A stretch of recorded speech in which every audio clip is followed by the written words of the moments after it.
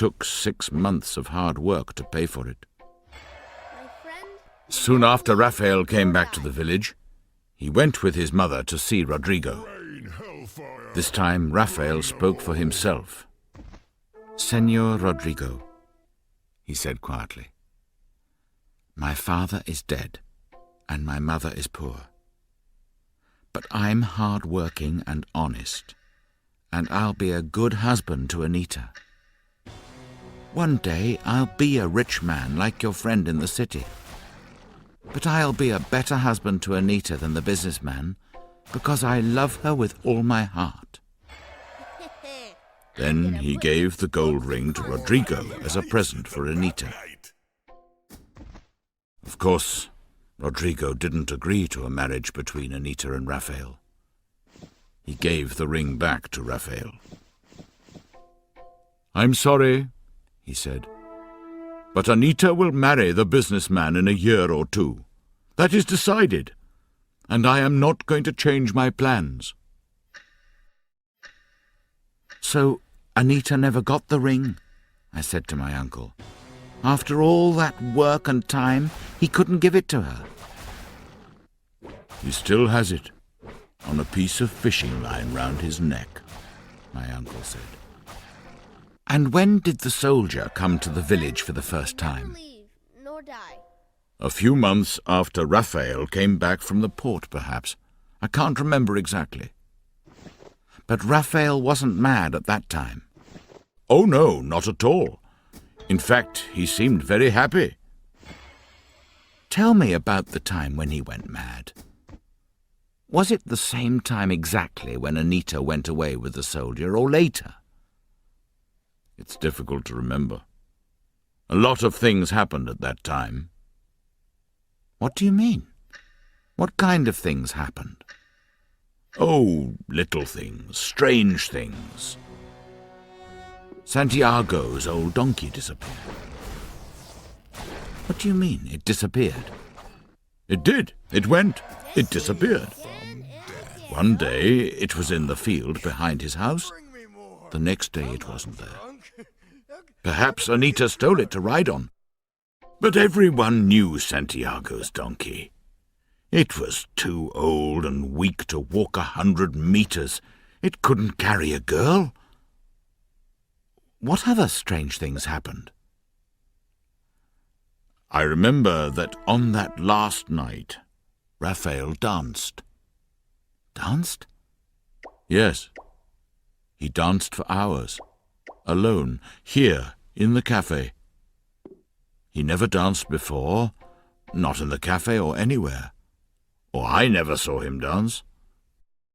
And of course he never danced again, because he went crazy. But I must start at the beginning." Chapter 6. The Night When Raphael Danced. Told by my uncle. "It was a Sunday," said my uncle. "The soldier arrived in his boat in the early afternoon, when everything was quiet. He lowered his anchor a few meters from the shore as usual, and walked up the sand to the houses. He never pulled his boat up onto the beach. It was a heavy boat, and he didn't want to break the engine.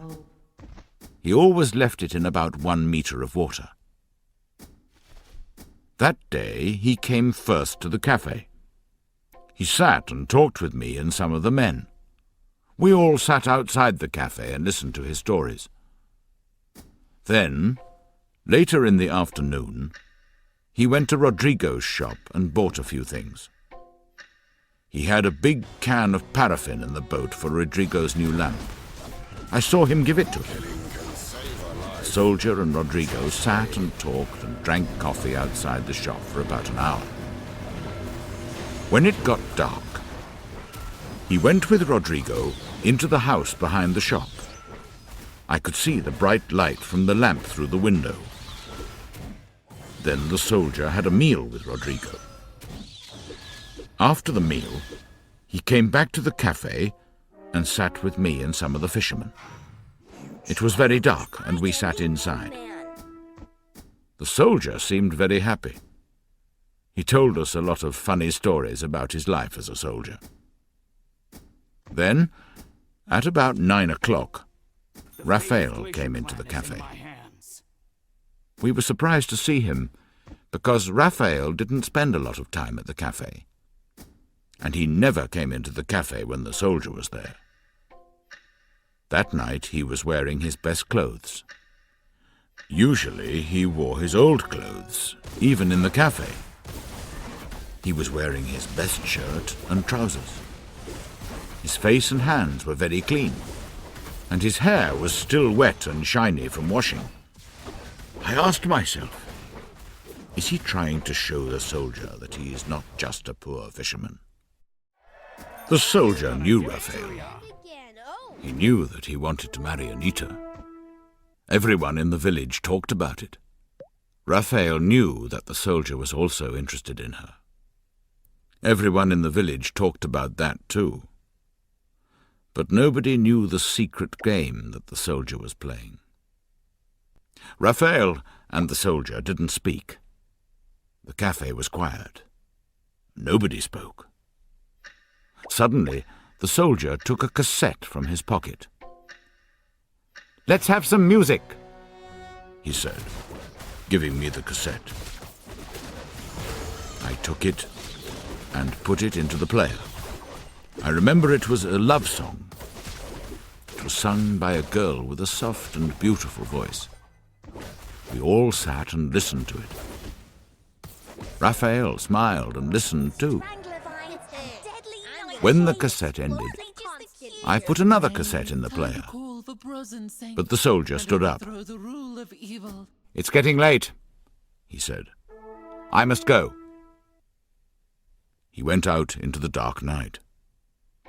It was about 10 o'clock, I think, his usual time. A few minutes later, we heard the noise when he started the engine of his boat. Then the sound of the engine went slowly along the coast. Soon everything was quiet again. We could hear only the sea and the music. The girl on the cassette was singing another love song.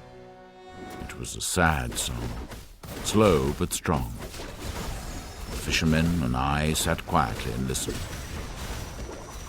Suddenly, Raphael stood up in the corner of the cafe and began, very slowly, to dance.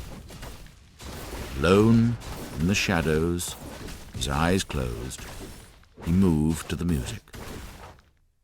He danced, his head back, eyes closed, a strange half-smile on his face.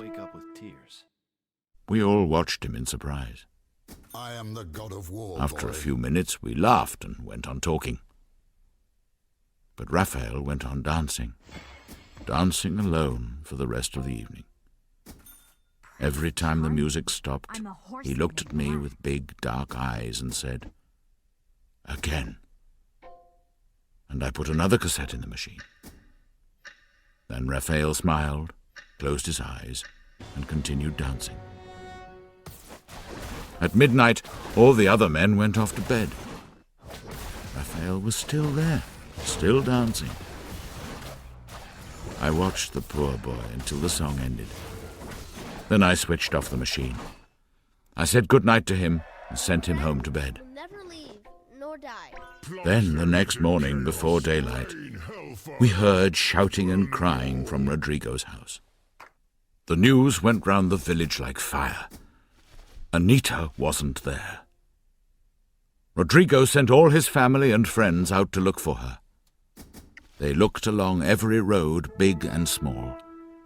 They looked in the fields and along the beach, in the rocks, everywhere. Later, Raphael came out of his house with his mother. I told them about Anita, and they were very surprised. We all were. Raphael went to his boat immediately. He planned to sail along the coast and look for her. He sailed away to the west. I watched him until I couldn't see him. He sailed round the rocks at the end of the village. He was looking at the land as he went. Next time I saw him, he was mad. Everybody in the village was out looking for Anita that morning, but nobody found her.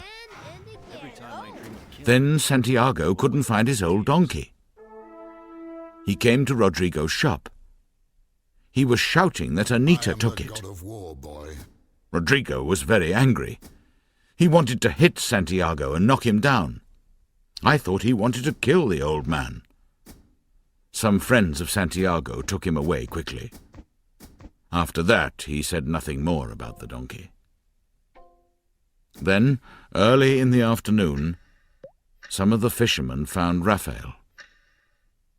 He was about a kilometre west of the village, in a quiet place near the high rocks. His boat wasn't far from the shore, and Raphael was lying in the bottom of it. He was wet and dirty.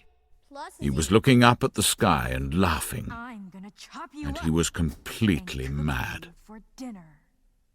They brought him and the boat back to the village. His mother and I washed him and gave him some water. We put him to bed. But he lay and made noises all night. He screamed and fought. He was like a mad animal. The next day he went out of the house and sat by his boat. He looked at the sea all day and said nothing.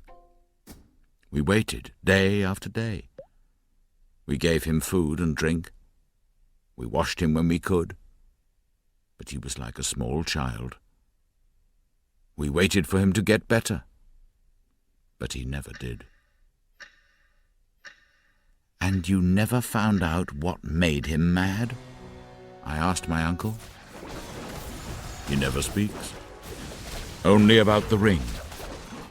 You know everything that I know now, he said. When we were washing the poor boy, we found the gold ring on a fishing line round his neck. When we tried to take it off, he screamed. So we left it there. All these years later, he still wears it round his neck. We're wolves. He gave 6 months of his life to buy that ring. His present for Anita, which she never had. Chapter 7. 2 Visits. The next morning, I went with my uncle to see Rodrigo, the shopkeeper. He had a fine supermarket now, built of stone. He still lived in a house behind the shop. But now the house was 2 floors high and had a garden with a wall round it. He also had his own lorry with his name on it, and there was a new car next to the shop. It was clear that Rodrigo had plenty of money now. Inside the supermarket there were all kinds of tins and packets. There were boxes of fresh fruit and vegetables outside the door. It was the biggest shop in the village, and it seemed to sell everything. Rodrigo was a big, heavy man. He was about 50 years old, and he wore a fine white suit and a white hat. When we arrived, he was unloading boxes of tins from the lorry. He was picking them up 3 at a time and taking them into the shop. He was big and fat, but he was still a very strong man. He was polite and friendly to my uncle and me. He knew I was a doctor. He invited us into his house. We sat and had coffee and talked about the changes in the village since my first visit as a boy. At last, I told him my ideas for helping Raphael. Then he wasn't so friendly. "A doctor?" he said. "He needs more than a doctor. I don't know why he's crazy. Nobody does. God knows I've helped him and his mother over the years. I've given them food when they were hungry and money when they needed it. His poor mother was a good and hard-working woman. Now she's dead. It was a terrible thing to happen to her, terrible. First her young husband was killed by a shark. Then her only son went crazy and lived on the beach like an animal. Some people say that love made him mad. But you're an intelligent man, Doctor. You've studied at university. Does a young man of 18 years go mad for love of a girl? A strong young man in good health, It's a stupid idea. I believe he wasn't in good health. I think he was ill. I don't know the problem exactly. You're the doctor. Help him. Make him better if you can. But look for the facts. Don't listen to people's silly stories. So you don't think that your daughter Anita was the reason for his madness? I asked. Rodrigo didn't look at us. He looked at the wall for a long time. I don't have a daughter called Anita, he said at last. I had one many years ago, but she's dead. After that, he said nothing more about Raphael or Anita. Soon we thanked him and left. Later that morning, a man came to my uncle's house. He was small and thin. He stood at the back door with his hat in his hands. When my uncle saw him, he brought him inside. He found a chair for him and gave him a drink. This is Luis Valdez, he said to me. He's a farmer. He has a farm just outside the village to the east. We sat and talked about farms and the weather. Then the man began to ask me about Raphael. Is it true, the story that I hear? He asked. Are you trying to save Raphael, the poor crazy boy? I'm a doctor, I answered, and yes, I'm interested in Raphael. I'm trying to find out why he went mad. Perhaps I can make him better, perhaps not. My wife asked me to talk to you, he said. She's Marta, Rodrigo's second daughter, and Anita's younger sister. I'm gonna put an explosive car. She says she wants to talk to you about Anita and Raphael, but it must be a secret. She knows things that even her father Rodrigo doesn't know. She wants to help Raphael, but she doesn't want to make her father angry or unhappy after all these years. Her secrets will be safe with me, I said. I don't want to make the people in the village unhappy. I only want to help Raphael. If she knows anything about Raphael, I'll be happy to talk to her. That evening, I went alone to Luis's house. Luis sent his children to bed, and Marta began to tell me her story. Chapter 8. The Young Princess. Told by Marta. I'm Rodrigo's second daughter, Marta told me. I was 7 years younger than Anita. When I was a little girl, it was very strange. Anita was beautiful. I wasn't. Anita was clever. I wasn't. She could read and tell stories, sing and draw pictures. I couldn't. I was small, fat and stupid. But I've been lucky. I married a good husband. I have 2 healthy sons and a pretty daughter. Now I'm very happy with my life. But I must tell you about my sister Anita. It's true that she was beautiful and clever. But I'm sorry to say, she wasn't a very good child. Not very nice. Our parents gave her everything she wanted. She could do anything she liked. She never worked or helped our mother in the house. I remember that her hands were always clean and beautiful. Her fingernails were long and pink. They were never broken or bitten like mine. Everyone thought she was beautiful and clever. Everyone smiled at her. Everyone did what she wanted. She became proud and lazy. I remember she told us stories sitting near the house. But her voice was very loud and clear, and all the people near us could hear her clever words. She often sang to herself in the house, but she sang only when there were people outside to hear her. I'm sorry, this isn't important, really. But she did other things, Inventing it worse again things. and again. The Oh, Rolling Stones. We slept in a small room at the back of the old house. I was only 8 or 9 years old then. Anita had most of the room for her things, and I slept in the corner. One night, I remember, it was very late. Our parents were in their room asleep, and something woke me up. I saw Anita going quietly out of the room. She was wearing a dress and shoes. The moon was very bright that night, and I couldn't sleep again. I lay awake, waiting. About half an hour later, Anita came quietly back into the room and got into her bed. "Where have you been?" I asked. She was very angry because I was awake. "Go to sleep, stupid girl," she said. "I had stomachache. I only went out for a few minutes. Don't say anything to anyone." I said nothing, but after that I watched her. I saw her go out on other nights. At last, I asked her where she went. She laughed quietly. "I go to meet my prince," she said. That was all that she said. Her head was full of the stories that she read in her books. She loved stories about princes and princesses, stories about magic carpets which could fly, and magic lamps and rings. These were the stories that she told us most often.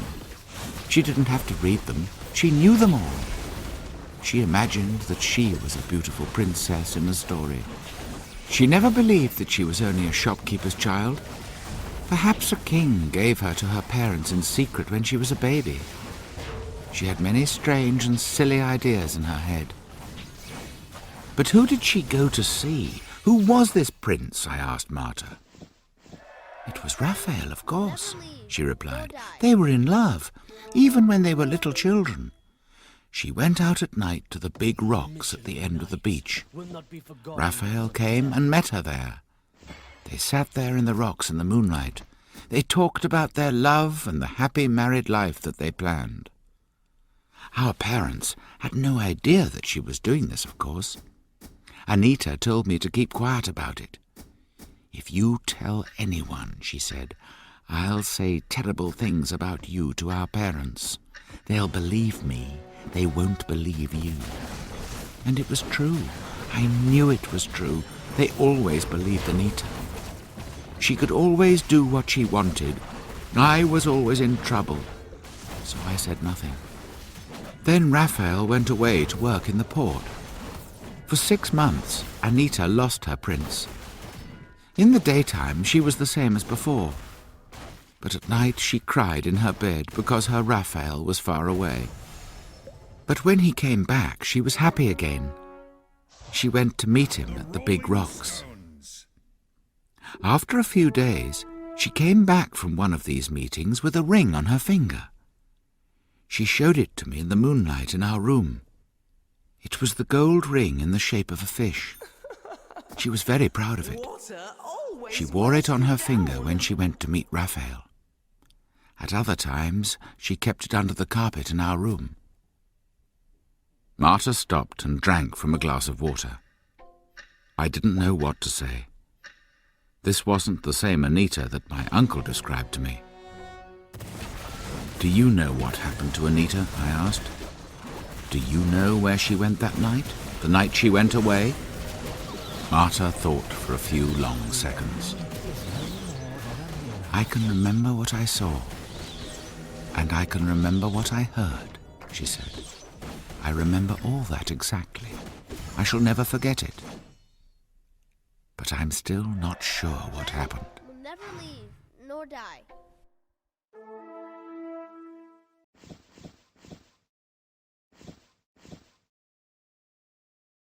Chapter 9. The True Prince. Told by Marta. "On that Sunday night," Marta continued, "I went to bed early. About 8 o'clock, I think, like most younger children. My father was in the living room. He was talking to the soldier. The soldier stayed for a meal that evening. I could hear their voices through the walls. They had the new paraffin lamp in there with them, I remember. It made a bright light in that room. Anita was in our room too. Father sent her to bed because the soldier was there. She was lying on her bed and reading by the light of a small oil lamp. She was listening to the talk in the living room too. I remember that we could hear the soldier's deep voice very clearly through the thin walls. I think I fell asleep. When I woke up, it was later, but not very late. The bright light from the lamp was still shining under the door of the living room. My parents were in there talking quietly, but the soldier wasn't there with them. Anita was taking things out of her box and putting them in a bag. I sat up and spoke to her. She told me to be quiet. She continued taking her best dresses out of the box and putting them in the bag. I asked her what she was doing. "I'm going to meet my true love, my true prince," she said. "I'm going away with him." She laughed and sang quietly. "The girl with the magic ring will always know her true love." She told me to say nothing. Then she went very quietly to the back door and went out into the dark night. Her hand quietly pulled the door closed behind her. On her middle finger, she wore the gold ring shaped like a fish. I went to the window and looked out. I was terribly afraid. I knew Anita was a silly child, but this was very, very wrong. If Father finds out, he'll kill her, I thought. He gets angry very quickly and he's very strong. But I was afraid of Anita too.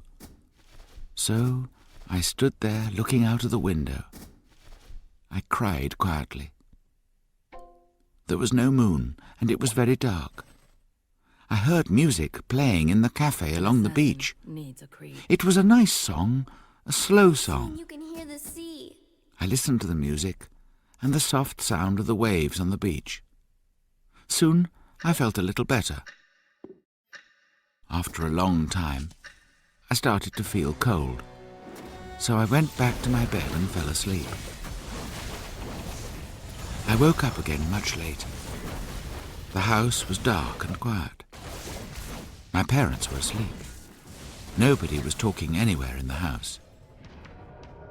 Anita's bed was still empty. I'm gonna put an explosive I went to the window again. As sharp as a crescent The moon was up, and I could see the houses along the beach. There was still a light in the cafe and music playing. I went back to bed. I cried until I fell asleep.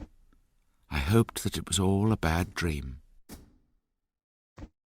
When I woke again, the first grey light of the new day was in the room. Anita's bed was still empty. I lay in bed with my eyes closed until my mother came to wake us. When she found Anita's empty bed, she started to shout and scream. Then I opened my eyes. I soon started to cry too. I never told them where she went, or what she said.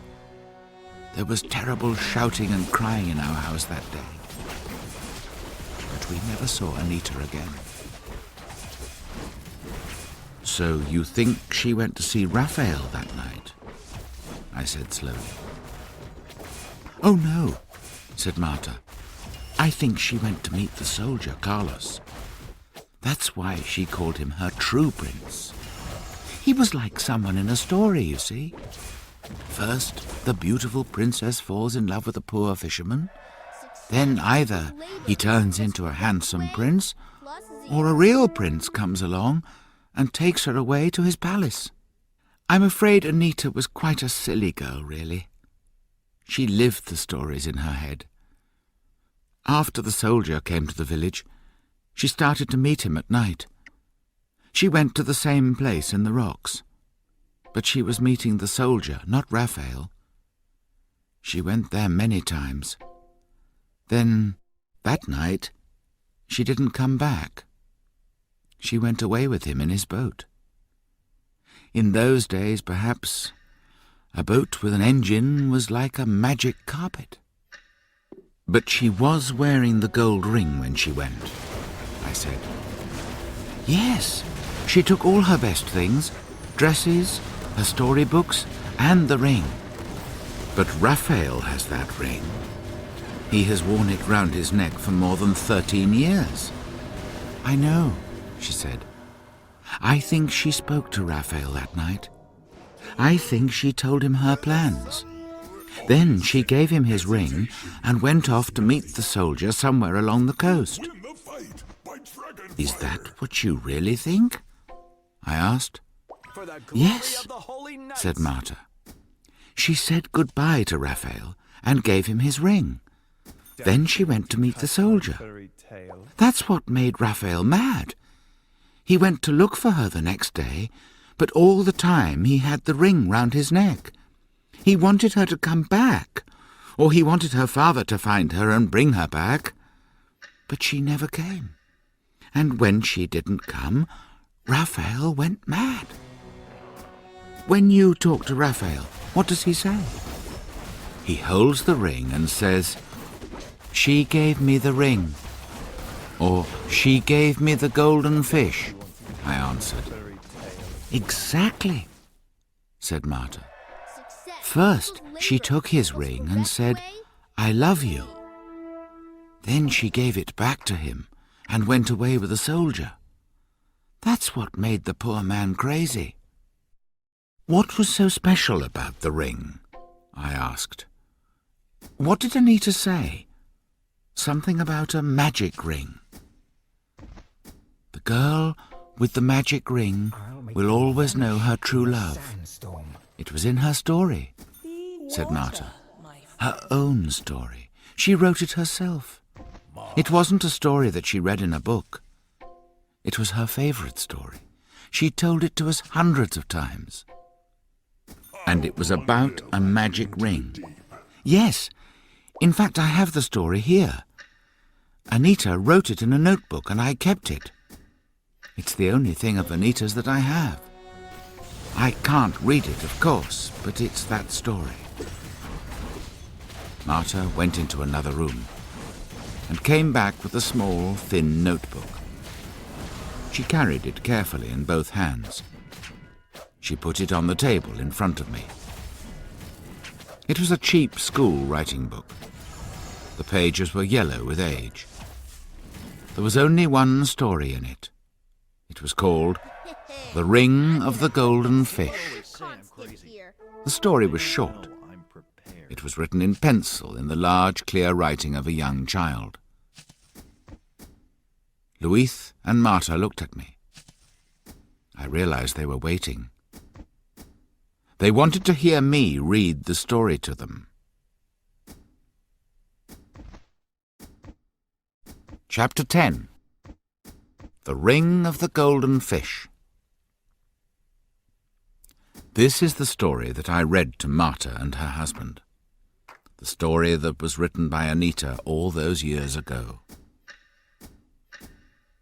A long time ago, there was a beautiful princess. She lived in a beautiful palace with big, beautiful gardens all round it. But she was sad because she had no friends. She couldn't talk to anyone or play with anyone. She was a prisoner in the palace because she was so beautiful. Have you seen Gawk and Her father wanted her to marry a rich, handsome prince, feed me first? but the princes in that country weren't handsome, I'll enjoy and the that rich men weren't princes, and the handsome men weren't princes or rich. So she married nobody, Coming out. and she was very sad. Listen and you can hear the sea. One day, Tried my poison. a poor fisherman came to the beach at the end of the palace gardens. The gardens were very big and went as far as the sea. The fisherman caught a big golden fish, and he wanted to kill it. But it was a magic fish, and it spoke to him. "Don't kill me," it said, "and I'll give you a magic ring." And with this ring you can marry the princess. You found me. So the handsome young fisherman put the fish back into the sea. Soon it came back with a gold ring in its mouth. The man with this magic ring will always know his true love, said the fish, My friend will never leave. and it swam nor away die. to the bottom of the sea. My apprentice. Come closer. The handsome young fisherman was called Roberto. Back the tide. Here the name Raphael was written first and then changed. When Roberto put on the ring, he saw in his head a picture of the princess. He fell in love with her. He walked through the gardens to the palace looking for the princess. When he found her in the garden, he put the magic ring on her finger, and she knew immediately that she loved the handsome young fisherman. They went to her father, the king, and he gave the poor fisherman half his lands, What's that behind you? and they were married and lived happily forever. It wasn't really a very good story. It borrowed a lot from other stories, but it told me a lot about poor Anita. It told me why Raphael suddenly decided to work in the port for 6 months. It told me why he brought her a gold ring in the shape of a fish. I went back to my uncle's house. It was late at night, but I sat with him and drank coffee. My head was full of changing ideas. I said very little, but I thought a lot. "Have you learned anything important or useful?" asked my uncle. "I don't know," I said. "I can't tell you what Marta told me. I promised to keep it a secret. But are you sure about what you told me? You haven't made any mistakes?" My uncle thought for a few seconds. "Yes, I'm sure. I haven't forgotten anything important," he said. "Did Raphael really come to the cafe when the soldier was still there? Are you sure about that?" "Oh, yes, I'm sure. I remember how they looked. Raphael was clean and fine in his best clothes. The soldier was sitting at the table with his friends round him. But he was looking at Raphael all the time. They were like two dogs looking for a fight. And Raphael stayed in the cafe and danced until late at night. And you were with him all that time." "I was with the poor boy all the time until nearly midnight. Then I closed the cafe and sent him home." "Then how did Anita give him the ring?" I asked myself. She didn't leave the house until the music was playing in the cafe, and at that time she had the ring on her hand. And Raphael was already in the cafe with the soldier, and he stayed there until midnight, about 2 hours after the soldier left in his boat. Chapter 11. Rosa's Promise. That night I slept badly. Poor Raphael with his mad eyes came into my dreams many times. He was holding the gold ring. He was showing it to me and asking me to help him. The next morning I sat outside my uncle's house. I looked out at the calm blue sea. I was very tired and unhappy. Soon my uncle came out and sat with me. His wife Rosa brought out coffee and eggs for us. "What will you do now?" I am the asked my uncle. My heart is as hard "I don't know. I still don't know why Raphael went mad. I still don't know when exactly. I can't believe that a man can go crazy for love of a girl. You say Anita was very beautiful, but a strong young man doesn't go mad for love. Rodrigo is right. I can't explain it. But I'm sure it was something more strange, more terrible. There is a reason, but I haven't found it. I think nobody here in the village knows it. So what will you do? Asked my uncle again. I'll take Raphael to the hospital in the capital. If you help me, I'll give him some medicine. Then he'll go to sleep. When he's in hospital, I can begin to help him. I believe something terrible happened to him. I don't mean when Anita ran away with the soldier. I mean something really terrible. Success. Something strange and frightening. Correct way. Raphael is afraid to remember it. That's why he's mad. At the hospital, I can give him modern medicines. They'll help him to sleep and to feel happy. Then perhaps he'll remember what happened to him. If he can remember, he'll get better. Rosa was standing in the door. She came to me and took my hand. Easter egg. You found She me. looked into my face. Her eyes were full of tears and she looked terribly afraid. "Please don't take Raphael to hospital," she said. "Leave him here in the village with us. He'll be all right with us." I was surprised. There were tears in her eyes. She really was very worried and afraid. Every time I thought it was the hospital. I will wake up. Village people are often afraid of hospitals. They believe that people only go to hospitals to die. "Please don't worry,"